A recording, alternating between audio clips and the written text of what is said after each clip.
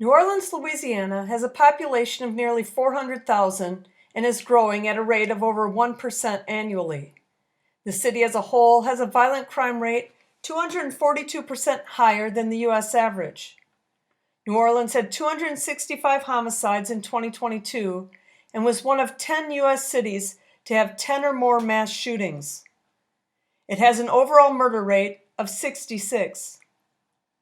27% of all the city's homicides in 2022 occurred in 3 neighborhoods that we're going to take a look at today, along with the French Quarter.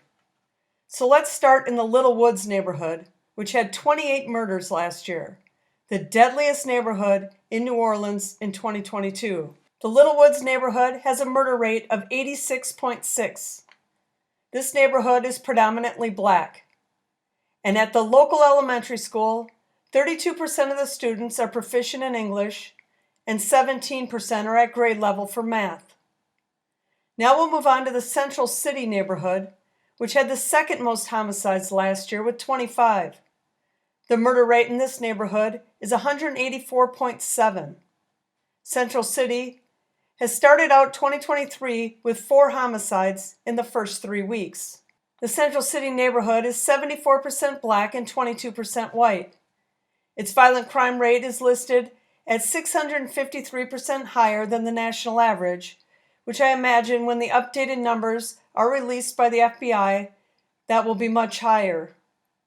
The local high school has test scores well below the state averages. 36% of the students graduate, and of those students, only 1 in 6 pursue college. 71% of the students are chronically absent.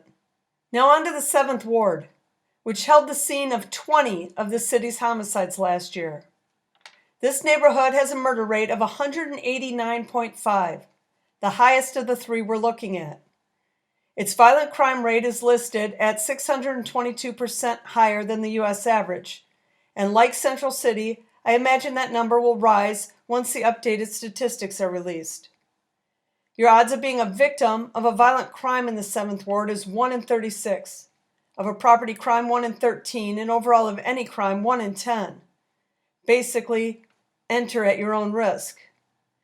This neighborhood is 84% black and 13% white.